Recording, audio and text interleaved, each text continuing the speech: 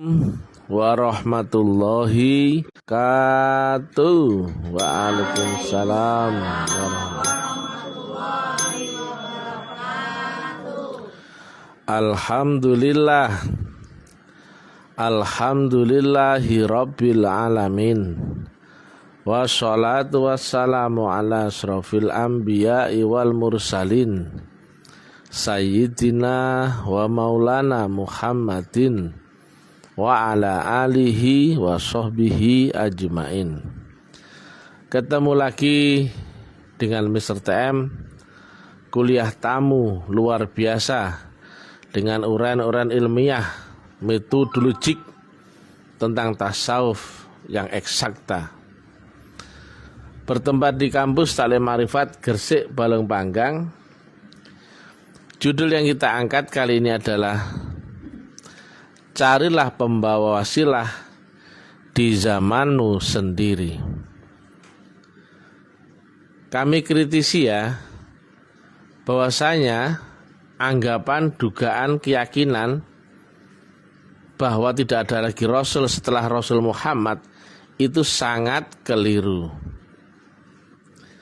Karena hubungan kita dengan Allah Ta'ala wajib lewat wasilah, itu diterangkan di Al-Maidah 35. Dan wasilah itu wajib ada yang membawanya atau pembawa silah.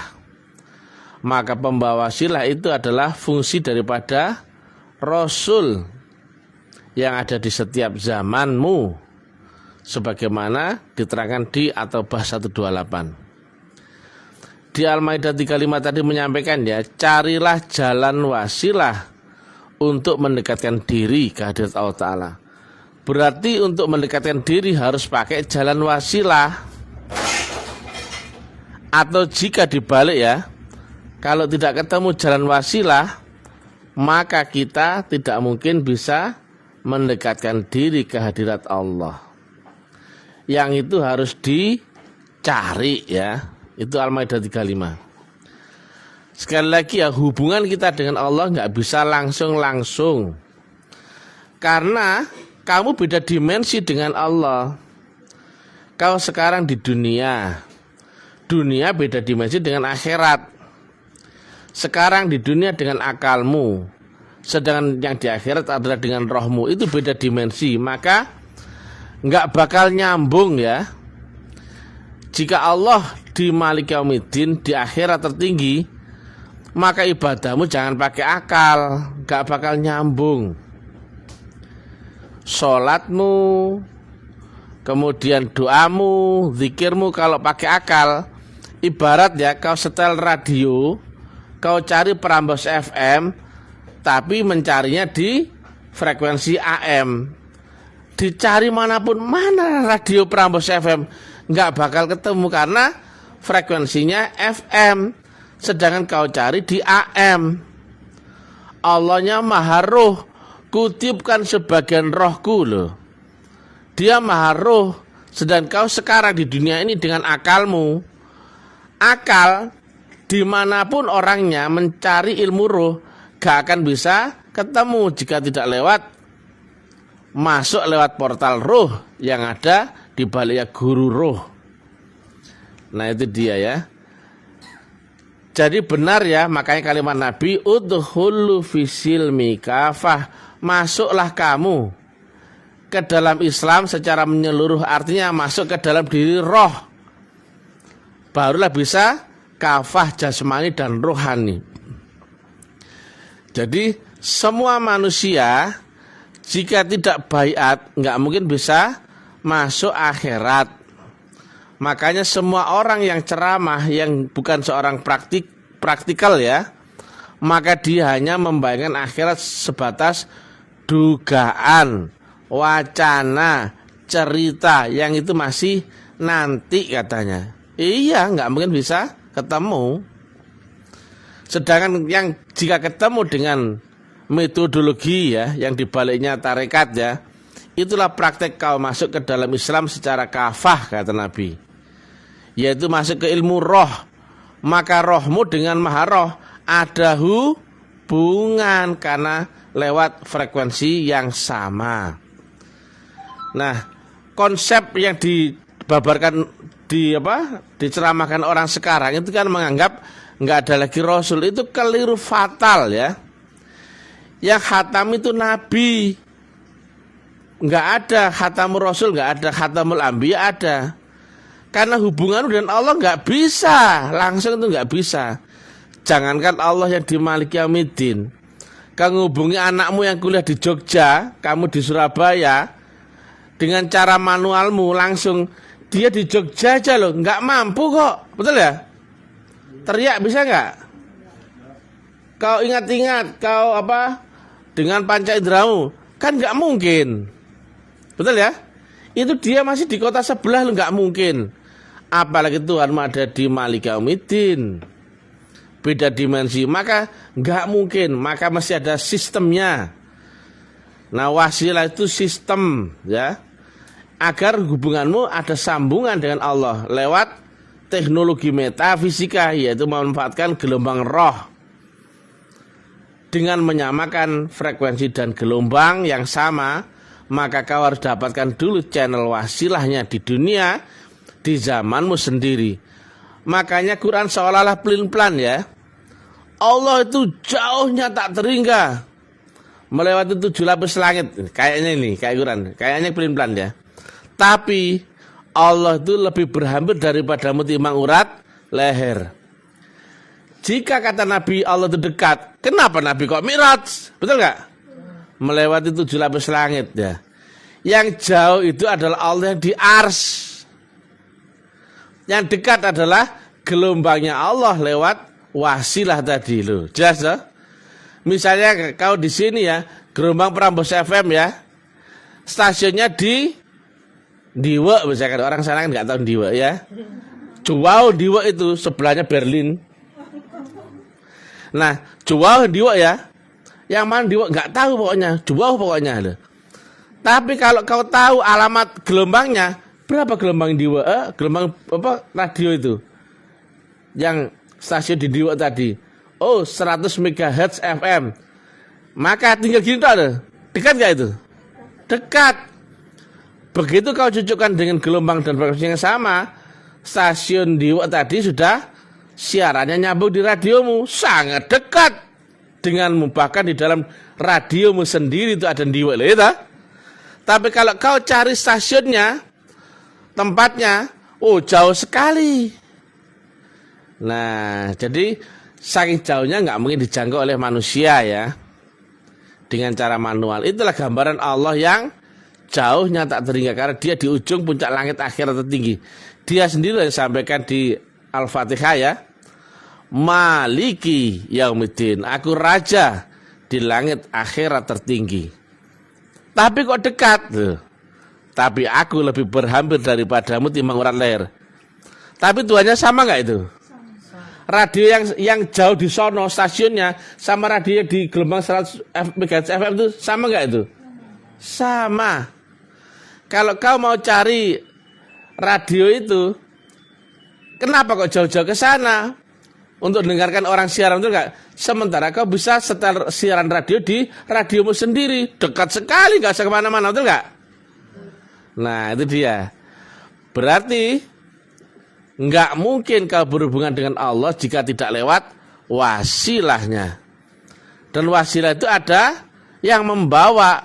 Nah, contohnya ya, Rasulnya dirimu ya, bagi anakmu itu siapa? Nomor HP, ya Pak? Ya kan lo? Jadi utusan ya, yang bisa menghubungkanmu, bisa nyambung dengan anak dan engkau adalah nomor HP-mu itu. Jadi dia menghubungi lewat nomor HP-mu itu nyambung sama dirimu. Karena apa? Disitulah alamat channel wasilahmu itu ya. Sebetulnya kalau ditelepon anakmu itu bukan kau yang ditelepon, tapi channelnya yang kau ditelepon dia. Makanya berapa nomor teleponnya, iya gak? Bukan kemudian dia teriak, "Ibu!" Gak mendengar ya. Tapi kalau dia tekan nomornya, "Assalamualaikum Bu." Nggih. Nah, itu paham ya? Yang kau hubungi itu bukan Allahnya sebetulnya, tapi wasilahnya. Dan wasilahnya itu ada yang membawa, yaitu pembawa wasilah, dia utusan. Jelas ya? Dan itu sistemik ya. Nggak ada yang lain loh ya. Hanya lewat itu tak loh ya. Jadi nggak mungkin ya orang berhubungan dengan Allah langsung-langsung, nggak mungkin ya. Wajib lewat wasilahnya. Makanya bullshit kalau ada orang bisa mengingat Allah jika tidak lewat wasilahnya. Kalau nggak percaya, baca dong Al-Maidah 35 jelas itu ya. Jadi harus dengan jalan wasilah ya. Jalan itu saluran dan wasilah itu teknik menyamakan frekuensi dan gelombang yang sama. Maka kau dengan Allah ada hubungan. Jadi saya Mr. TM yang brilian, baik hati dan tidak sombong, menyampaikan bahwa ulama Kiai Ustadz Gus Buya Habib itu salah jika menyampaikan tidak ada lagi Rasul. Ya, entah kau sebut saya ini menyampaikan aliran sesat, whatever ya. Tapi yang jelas secara ilmiah, ilmu pasti nggak mungkin kau ada hubungan dengan Allah jika tidak lewat wasilahnya. Makanya saya geber, ayo bagaimana praktek syahadatmu? Nggak ada yang mampu menyampaikan. Apa yang kau saksikan dalam syahadatmu? Nggak ada satu pun yang nongol. Ayo, bagaimana cara mengingat Allah yang dia itu laisa kamitslihi syai'un? Nggak satu pun yang nongol ya. Jadi kamu tuh tertipu ya dengan dakwahnya ulama yang mereka ini bukan ahli ma'rifat tapi menafsiri Quran sesuai dengan akalnya. Itulah bias kekeliruannya. Sedangkan bunyi tentang Rasul di setiap zaman di umat masing-masing banyak, betul ya? Banyak. Ada sekitar 5 itu, bisa jadi lebih itu. Yang jelas-jelas itu termasuk ya At-Taubah 128. Loh, Qur'annya ada kok kemudian tafsirnya nggak ada. Jangan berarti nggak ketemu kemudian kau anggap nggak ada, betul nggak? Nah itu dia ya. Jadi kalian sudah salah secara metodologi agamanya, sudah keliru. Makanya sekarang agama cuma cerita, teori, dogma, keyakinan, kepercayaan, nggak pernah bisa kau buktikan secara konkret, empiris, ilmu pasti. Jadi ada Rasul ya. Zaman ini pun ada Rasul. Disampaikan di dalam mushaf juga disampaikan ya, ada Rasul pembawa kitab, ada Rasul yang membacakan kitab. Banyak sekali ayatnya. Cuman ini kan masalahnya, ini kembali ke keyakinanmu masing-masing. Kalau kamu nggak yakin ya sudah, nggak apa-apa, gitu. Tapi saya menyampaikan ya, silakan ya. Harusnya MUI dia menyimak dong. Apa yang saya berikan oleh Mr. TM itu ditelaah, dianalisa ya. Ada tarekat, kumpulan tarekat-tarekat itu harusnya disimak dong. Sehingga kau itu punya garansi ya, metodologi yang benar-benar bisa dipertanggungjawabkan oleh seluruh umat manusia. Jelas jalannya, rukun syaratnya, teori, gaya, rumus, hukum, variabel, parameter, semua jelas. Enggak satu orang punya pendapat, satu orang punya pendapat, satu orang punya selera, satu orang punya keyakinan. Akhirnya Islam terpecah menjadi 73 golongan. Harusnya kan satu, enggak? Jika kau dapatkan dari sumbernya yaitu Rasul min anfusikum, enggak mungkin ada 73 golongan. Terjadinya 73 golongan adalah karena kau enggak ngerti sumber agama itu dari mana. Harusnya kau belajar mulai agama itu sendiri. Kalau kau nggak belajar lewat Rasul min anfusikum, kamu hanya belajar lewat buku, katanya orang, YouTube, keyakinan, pondok pesantren, kuliah, muzakaroh, di lapangan, dugaan, interpretasi, pemahaman, pengetahuan, keyakinan. Dan itu sama sekali tidak membuktikan agama yang hakul yakin. Begitu ditanya, bagaimana cara menembus akhirat? Loh, akhirat kan nanti. Loh, sudah jauh ya. Pada Nabi, sampaikan akhirat saat beliau masih hidup. Bagaimana cara sholat bisa mi'raj? Loh, Itu kan mukjizat Nabi loh. Nabi bilang as-sholatul mirajul mukminin, betul nggak? Nah, termasuk juga kau sudah ketemu wujudnya Allah di dunia ini dan wujudnya Rasul Muhammad di dunia ini dengan mata kepalamu sendiri. Loh, dia kan laisa kamitslihi syai'un. Loh, sifatnya loh wujud, ya kan? Wujud adalah ada yang bisa kau saksikan loh. Bulat-bulat. Akhirnya apa? Kau akan gontok-gontokan sebatas pemahaman dugaan saja. Mana bisa kau pakai ya? Jalanmu dugaan prasangka, tafsirmu dugaan prasangka, Tuhanmu dugaan prasangka, semuanya kau prasangka.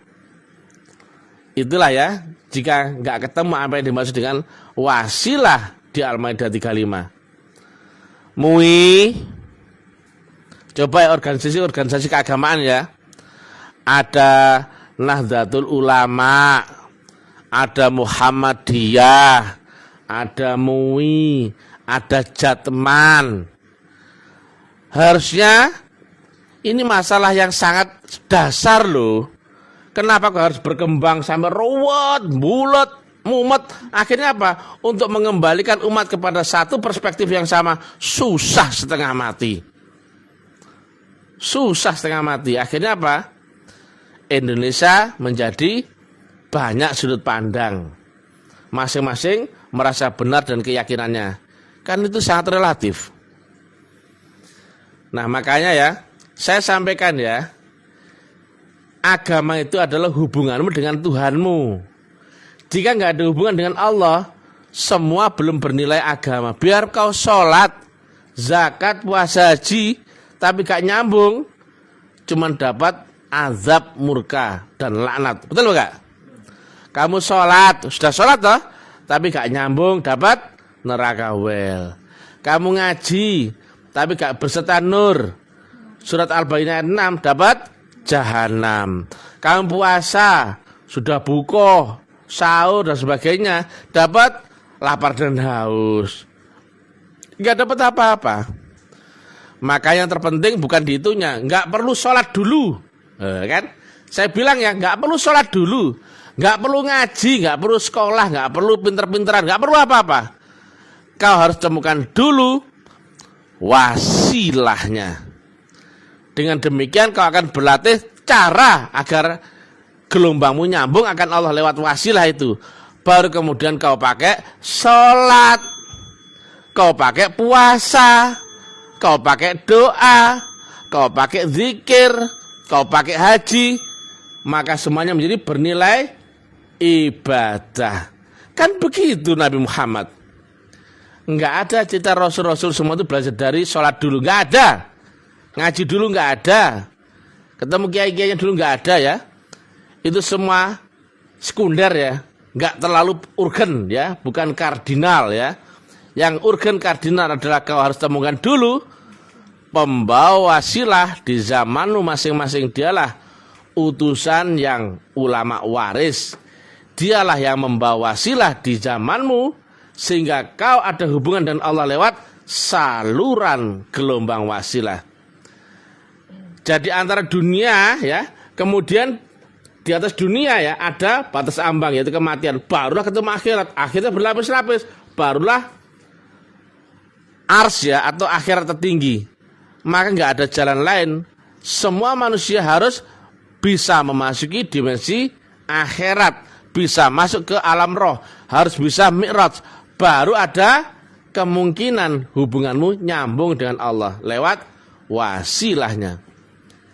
Jadi jangan terkecoh ya dengan kalimat-kalimat manis, ajakan-ajakan sunatullah, akhlakul karimah, sholat tepat waktu, sholat jamaah. Itu nanti nggak mau dibahas dulu. Jangan sampai kau sholat tapi sia-sia dapat neraka.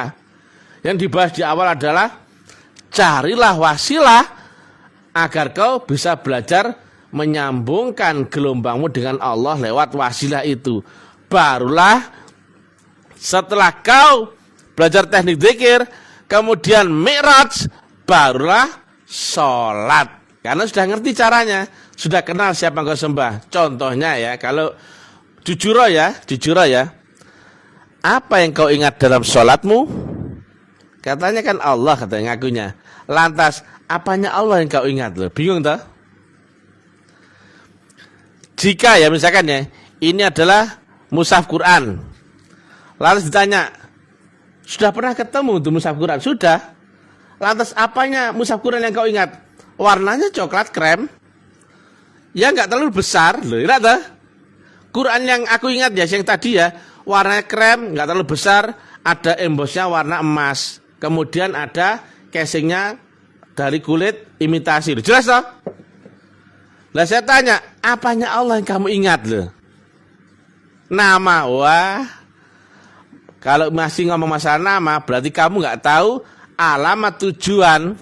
Kau nggak tahu sifatnya. Sama seperti kau disuruh mengantarkan paket ke sebuah nama, tapi nggak ada alamat, nggak kenal, nggak tahu jalannya. Berarti kemanapun kau bergerak untuk pergi mengantarkan paketmu, kau nggak akan sampai. Jelas ya? Nah, apanya Quran yang kau ingat? Mushaf tadi. Oh, warnanya coklat muda, ada embos emasnya, bentuknya kotak, dibungkus oleh Oscar kulit imitasi, ukurannya sekian sama sekian. Nah, saya Mr. TM kalau ditanya apanya Allah yang kau ingat? Oh, saya ingat wujudnya. Wujudnya adalah guruku, manusia, seorang manusia. Saya tahu sifat-sifatnya. Saya tahu nur zikirlohnya. Jelas toh? Jelas loh. Kalau ditanya kalimat aktif me dan ber, itu ditanya kalian memasak. Kalau ditanya masak apa? Bu Budi, rawon. Jelas toh? Ya enggak loh? Wah, Bu Fasad ya menulis, nulis apa? Nulis lagu loh Bang. Jelas toh ya? Kak Biah menyanyi, nyanyi lagu apa Kak Biah? Peter Pan. Jelas toh? Mo dan ber itu kalimat aktif. Ditanya ya ada, objeknya itu ada. Lah kamu bersaksi atau menyaksikan? Apanya Allah yang kau saksikan? Bingung. Jadi kalimat ber dan me itu bukan dijawab dengan teori ya. Nah sekarang ini ulama-ulama ya. Ada UAS, Ustadz Abdul Somplak ya. Kita nggak boleh nyebut nama. Ada UAH, Ustadz Ahli Hikayat, ada Gus Haha, ada Buya Dekur, Buya Ardi. Loh, semua jawaban kok teori. Ayo, aku saksikan lonceng ini loh. Apa yang kau saksikan dengan lonceng itu? Aku lihat mereknya Joyko, bentuknya bulat, ada pendil di atasnya, warnanya stainless dan hitam. Tak tutup. Loh, ini jelas lah. Kecuali kalau kamu menyaksikan gak ada. Aku lihat loh, ya jelas gak mungkin ya. Berarti kamu semua yang ceramah, kamu gak tahu wasilah. Kau gak tahu pembawa wasilah. Kau gak ketemu wujud Tuhanmu di dunia ini. Berarti seluruh dakwamu fake.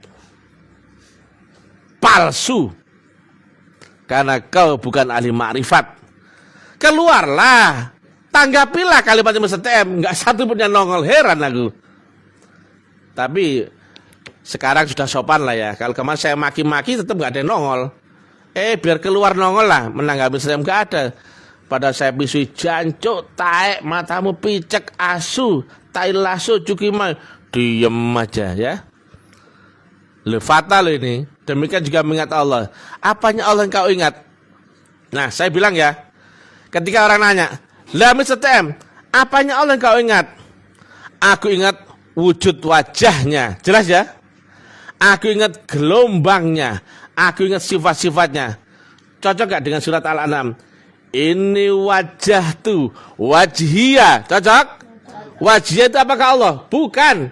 Ini adalah wujud wajahnya. Betul? Quran bukan? Masalahnya orang-orang gak tahu di mana wajhiyah itu. Ya bakal. Sudah tahu wujudnya Allah di dunia? Sudah. Yang keras? Sudah. Wujudnya adalah seorang manusia. Dia adalah guru kita. Ya bakal? Jelas toh? Loh. Daripada saya pura-pura loh ya. Wujudnya Allah di dunia ini adalah seorang manusia. Dialah utusannya. Dan cocok dengan asyhadu alla ilaha illallah wa asyhadu anna Muhammad betul? Kau lihat Allah yang wujud lewat apa? Utusannya. Betul, siapa dia waktu itu? Nabi Muhammad, utusan Allah. Karena ini kau nggak mungkin bisa lihat, maka syahadatmu nggak mungkin satu. Asyhadu alla ilaha illallah tok nggak berlaku. Wa asyhadu anna Muhammad Rasulullah. Kau menyaksikan wujud Nabi Muhammad utusan Allah di zamanmu sendiri oleh mata kepala panca inderamu sendiri. Jelas? Itulah gurumu, itulah utusan Allah di zamanmu sendiri. Dialah ulama warasatul anbiya. Maka isinya sama enggak antara Rasulullah dengan pewaris Rasulullah? Sama. Saya punya 1 hektar tanah, saya wariskan kepada si fulan. Tanah 1 hektar tadi saya kasih ijazah tanda tangan. Maka dia punya enggak tanah 1 hektar yang tadinya aku miliki? Sama. Diwariskan kepada fulin tanah 1 hektarnya. Maka dia punya enggak tanah 1 hektarnya yang dimiliki oleh fulan?